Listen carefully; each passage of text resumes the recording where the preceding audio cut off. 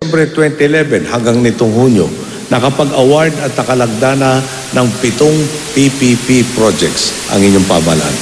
Ang halaga nito tinatayang 62.6 billion pesos. Sa 4 na taon natin sa tuwid na daan, lalampasan na natin ang pinagsamang 6 lamang na aprobadong solicited PPP projects mula sa nakaraang 3 administrasyon.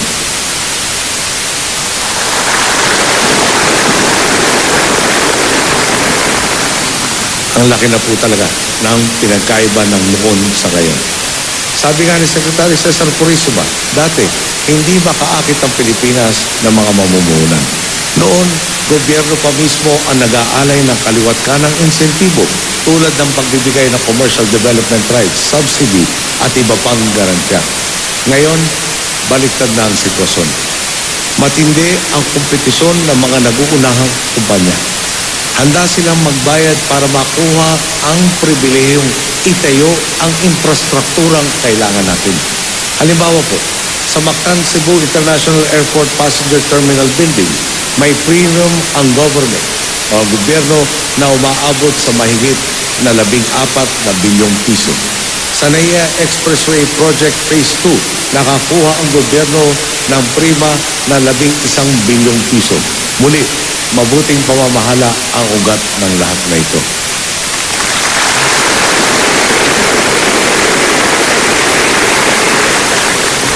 Tingnan naman natin ang T-Flex. Dahil sa kalsadang ito, maginhawa na ang biyaheng Tarlac hanggang Rosales sa Pangasinan.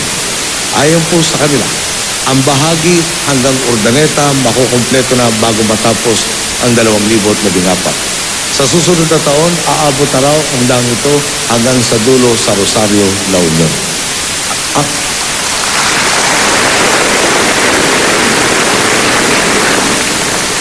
Ang mga infrastrukturang matagal nang ipinangako sa pangako, atin na rin pong isinakokongkreto. Ang Aluling Bridge na 1978 pa po binuo ang konsepto, bukas na sa publiko. Ang Metro Manila Skyway Stage 3 na bahagi ng Metro Manila Expressway na proyekto pa noong dekada 70, inilunsad na natin noong Enero.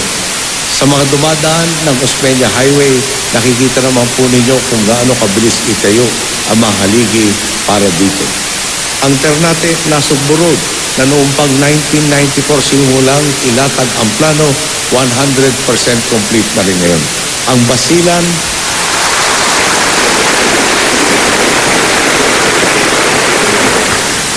Basilan, Circumferential Road na year 2000 pang under construction, malapit na rin pong matapos. Hindi ko na kung sasabihin sa inyo eksaktong petsa, baka mausog pa. Pero pag hindi ko sa natupad, pinangako sa ating Governor Taman, sasamahan ko sa araw-araw hanggang matapos ko. Ilan lang po ito sa mga infrastrukturang wala tayong planong ipamana bilang problema. Sa halip, ngayon nagsisimula na itong mapakinabangan ng ating mga boss. Muli, dahil sa mabuting pamamahala, mas may kakayahan na tayong tugunan maging ang mga problemang paparating pa lang. Halimbawa po, sa tubig, alam nating habang lumalago ang populasyon at umaangat ang ekonomiya, mas maraming tubig ang kakailanganin sa mga susunod na taon. Ayon nga po sa pag-aaral, maaaring magkaroon ng kakulangan ng tubig sa Metro Manila pagdating ng taong 2021. Hindi na po natin hihintayin ang pagtuyo. Ang mga solusyon talagang pinag-aralan ng mga dalubhasa, inaprubahan na po natin ang Kaliwa Dam Project sa Quezon at ang pag-aayos ng mga linya ng Angat Dam. Magandang solusyon po ito kaysa kumuha ng tubig mula sa mga aquifer sa ilalim ng lupa na mas madaling pasukin o magbibigay daan para mas madaling pasukan ng tubig alat. Isa pa ko, kung sa aquifer lang tayo nakasalalay, mas mapapabilis ang paglubog ng lupa na siya namang nagiging dahilan ng pagbaha. Kasabay po ng mga dam para sa Metro Manila at mga karatig bayan ang suporta natin sa mga tagalalawigan. Aprobado na rin ang Water District Development Sector Project sa ilalim ng LUA o Local Water Utilities Administration.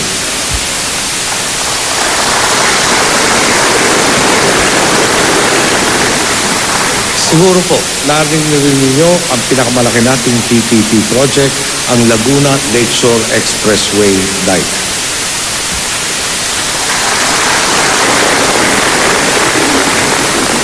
Bubuksan na rin ang bidding bago matapos ang 2014. Napakaraming benepisyo may dudulot nito. Una, mababawasan ang pagbaha. Ngayon po, pag pumalo ng 12.5 meters ang taas ng tubig sa lawa, tsak babahin na ang mga komunidad sa paligid dito. Ang solusyon, diking may taas na higit sa 15 metro. Ikalawang pong pakinabang, malilinis ang tubig sa Laguna Lake. Ang ikatlo po, bawas ang trapiko.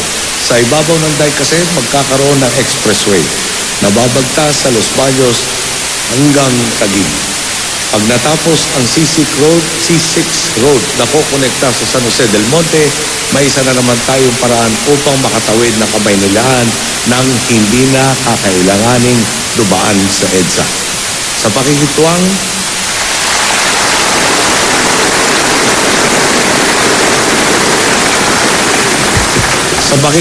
ng pribadong sektor, ang obligasyon natin dito ay right of way lang.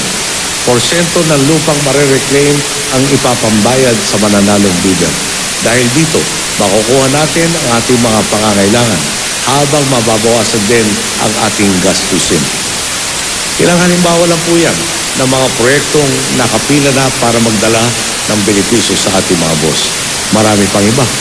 Aprobado na rin ng NEDA Board ang Lawag City Bypass Link Road Project, ang Cebu Bus Rapid Transit Project, at ang LRT Line 1 South Extension and Line 2 East Extension.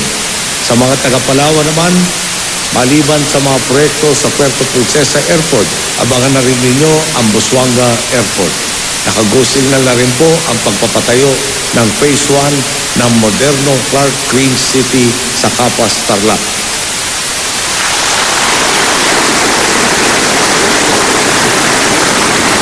Iyado pong magsisilbing sentro ng komersyo at industriya, hindi lang sa Gitnang Luzon, kundi sa kalakang bansa. Sa dulo po, ang ambisyon natin sa Clark Green City maging di hamak itong mas palawak na Bonifacio Global City. Ang dating liblib maging hitik sa oportunidad. Sa mabuting pamamahala, nanunumbalik ang tiwala ng merkado, ng mundo at ng taong bayan sa ating gobyerno. Nagbubunsod ito ng isang siklo dahil nakikita ang resulta ng agenda ng reforma. Nakikiambag ang bawat isa sa ating mga boss. Talagang hindi nag-iisa ang gobyerno sa pagsusulong ng malawakan at makabuluhang reforma. Totoo nga po, kayo ang aming lakas.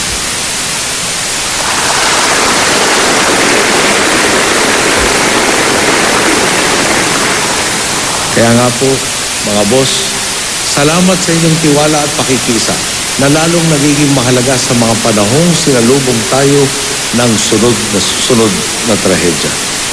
Noong Setyembre 2013, sinugod na masasamang elemento ang Zamboanga, ginawang human shield ang mga kababayan nating namumuhay ng mapayapa at sinunog pa ang kanilang mga tahanan. Nasubukan ang galing ng ating uniformadong hanay. Pinakamasalimuot sa larangan ng bakbakan ang tinatawag na urban combat. Ngunit, 195 ang naligtas natin sa 197 kataong naipit sa putukan. Saludo tayo sa ating mga kapatid sa uniformadong hanay. Nagtagumpay ang sambayanan dahil sa inyong sakripisyo.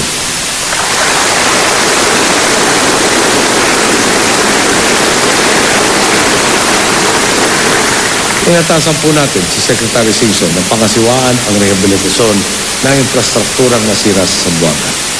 Pangunahin sa mga pangangailangan. Mabigyan ng tahanan ang mga kababayan nating nasunugan.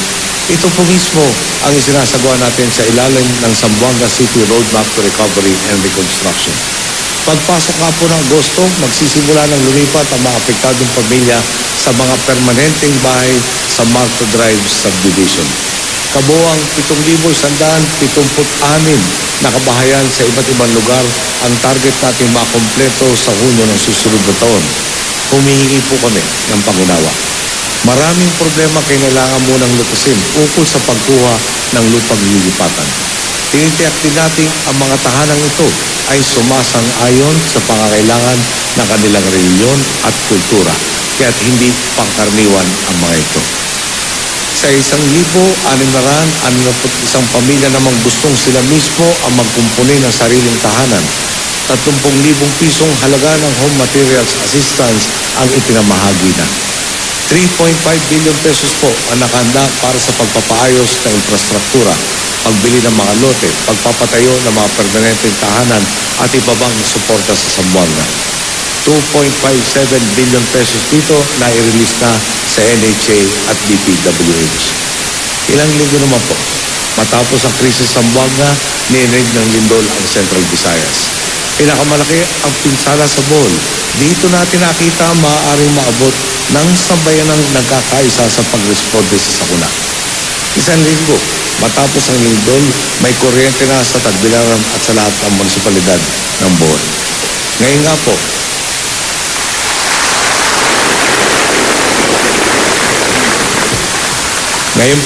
bawat isa, dito ko lang po, bawat isa sa 25 na kritikal na tulay at kalsadang nasira ng lindol na dadaanan na.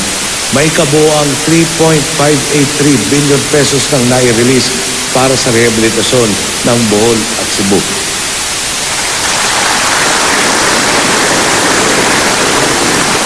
Kasama na rito ang 2.49 billion pesos na ipinakaloob ng DILG sa lokal na gobyerno para sa pagpapagawa ng mga palengke, civic center, tulay, water systems, munisipyo at iba pang strukturang pampamahalan.